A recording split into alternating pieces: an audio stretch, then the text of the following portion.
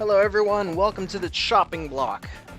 On this segment, I'm going to review something, and whenever I review, I'm going to give my first impressions of what I think that I'm going to think about it, and then I'm going to test it, I'm going to watch it, I'm going to play it, whatever, and then I'm going to come back and tell you what has changed in my thought process. So the newest Lancer and Atlas Reactor is Tol-Ren. Tol-Ren looks really good. I like his design. He's the samurai character. We had a ninja, now we have a samurai. We needed one, we're missing one. Now we have it.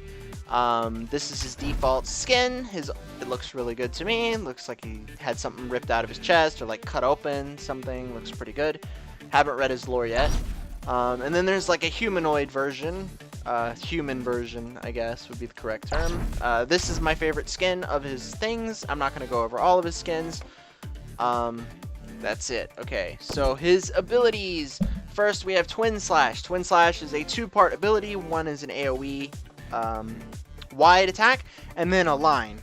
You can aim these separate from each other, 360 degrees around him. It's like his own unique thing. Sounds interesting to me. Also seems like it would work. Notable mods for this ability, in my opinion, are gain haste until the end of the turn, and each slash hits for 34. I don't think either one of these is worth anything. Then we have Ren's Fury. You gain 20 shields. It's a free action, so you can do it and something else, or do it and move for full distance. So you gain 20 shields. If you get hit while you have this skill active, your next attack, whenever you decide to do that attack, will do an additional 10 damage. I think this ability, as it stands right now, is really bad. Because it seems what the developers wanted to do with this ability is create an ability that would dissuade somebody from attacking Tol-Ren. Now, the problem is, with this ability, is you only get 20 shields. So let's say you're a firepower, and you do 30 damage. Okay, some firepowers do more, some do slightly less, but let's just say you do 30 damage for sake of argument. So Tol-Ren puts up his shield. And now he'll take 10 damage instead of 30 damage this turn. However, Tol-Ren's health, if I recall, the number was 150, I believe was the number for his health. So 10 damage is still a lot of his health, and it's not damage he wants to take. Furthermore, typically, because he is a frontliner in the way he plays, he's meant to be played at melee range, he's usually going to be at a range where more than one person can hit him at all times, and he won't be in cover. Now, what they wanted to do, obviously, is do something like Asana or Phaedra, where they activate an ability, and if you attack them, it's detrimental for you. However, this does not give him enough shields. That's problem A. Problem B is it only adds 10 damage to his attack. Now, I say only, and the reason I say only is because if we look at Asana's shield adds, I believe, 13 damage. We can take that, or we can look at that right now.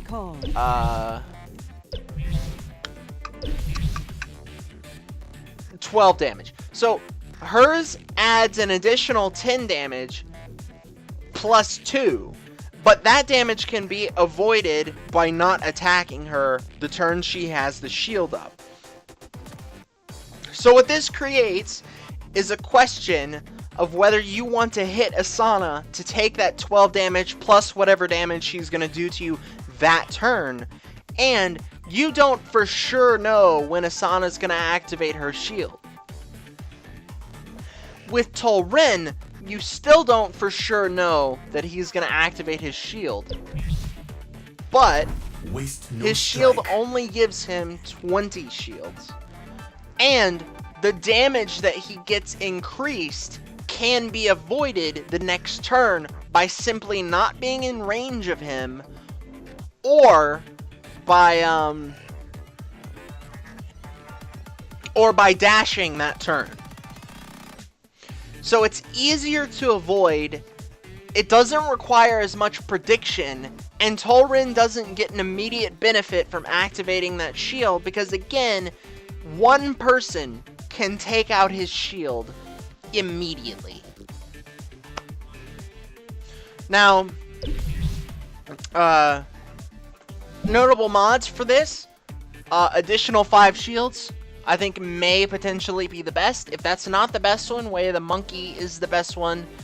But at the same time, when you pick Way of the Monkey as an ability, you're banking on landing that 10 damage the next turn. And I think that will make him less consistent. And I already think he's going to have a super bad problem with being consistent. But we'll find out once I play the character, obviously.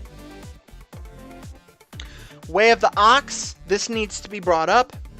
Unstoppable would be really, really, really, really, really good for some team comps. But in no way, shape, or form is that worth 3 mod points. That's unacceptable. That needs to be changed. That's my opinion right now. If that opinion changes, I will make note of it when I come back to this character. Spirit Rend. Spirit Rend is a bending targeter like Hita's primary attack. It has a 4-turn cooldown, which is exceedingly notable, because that's a very long cooldown for his only ranged ability. But your trade-off is it pierces enemies hit, and all enemies hit by it are slowed. Now, the main problem I have with this ability is it's very reminiscent of Kaigen's Shuriken. So Kaigen's Shuriken originally was on a 3-turn cooldown, and they made it a 2-turn cooldown. The reason being, Kaigen wasn't consistent at all. He only had an attack that he could rely on every 3 turns, or every 4 turns, I guess, and I don't know, it wasn't consistent, and they changed it. And then they make a character like Kaigen with less maneuverability, less sneakiness, and less ability to confuse. An ability that has a very long cooldown. To counteract this, Spirit Master reduces the cooldown by 2. So now it's on a 2-turn cooldown, but now it no longer slows. Here's the dilemma we have. You can cast it every 2 turns after using it. So every 3 turns, you can use this ability. And every 3 turns, you can hit more than 1 target for 25 damage. But they're not slowed anymore. And the slow is really strong. Like, the slow is a very strong ability. Your other option is Spirit Transfer. Can never fall into the hands of man. Where instead of reducing the cooldown, you bank on getting shields every time he uses the ability. The problem is, with this setup, is unmatched. Of course, you can only gain a maximum of 20 shields, which is a good amount of shields to retain, because you can stack that with his Ren's Fury, get 40 shields for a turn, and be able to attack. Or you could stack it with a mod on his dash, what we'll get to later. So it could help his survivability. But Spirit Master keeps his damage consistent. Without Spirit Master, I don't see any reason to fear Tol-Ren a lot. I mean, eventually he'll catch up with you, but the problem is, he's not really effective without this ability. He's not really effective without putting himself way out of position with a low health pool and no real sustain. So now we have his dash. You dash forward, and then there's a cone, and you can use a line targeter anywhere in that cone, and then afterwards you can move. Decent dash. I actually really like the concept of his dash. I think the damage is really, really low at base. It's 28. The reason I say that's low is because he is a firepower, and you have characters like L and Blackburn that can hit over 30 on a dash, depending on mods. You have Pup, which is a very similar dash that does over 30, I believe. I don't think if this ability is made to do damage, which it is, it's made to catch up with someone and do damage. I don't think it does enough. But of course, that could be mitigated with Cut Them Down, which I think is a decent mod. Adds 8 damage, which makes your total damage 36, which I think is really good. Because I think most of the time you use this ability, you're only going to hit one person, even though you have the ability to hit more than one person. They'd have to be like standing right next to each other, and I don't think that's going to happen most of the time. But even then, it might be worth doing it if that does happen, even if it puts you out of position, because you would gain 20 energy for hitting 2 people. This character's energy gains are ridiculous. But I think another worth one is Deflection. You gain 10 shields until the end of the turn, and the other one is Hit and Run. You gain haste until the end of the turn. These are what I think are the most important. Now, for his ultimate is a line dash, very narrow, single target. You hit the first target you hit, you pass through them, and then during the blast phase, they take an exceptional amount of damage. If you miss because the target dashed, which, I don't know if that counts catalysts or not. I hope it does. If it doesn't, that needs to be fixed. But if your target dashes out of the way, you are refunded 50 energy, and you can build that energy back really fast, because realistically, you're not refunded 50 energy, you're refunded 55, because you're refunded the 50 energy for that turn, and then the next turn starts, and you gain 5 immediately. So, you're refunded 55, and then all you need is 45. A dash against 2 people could get you 20. A slash against 2 people could get you 16.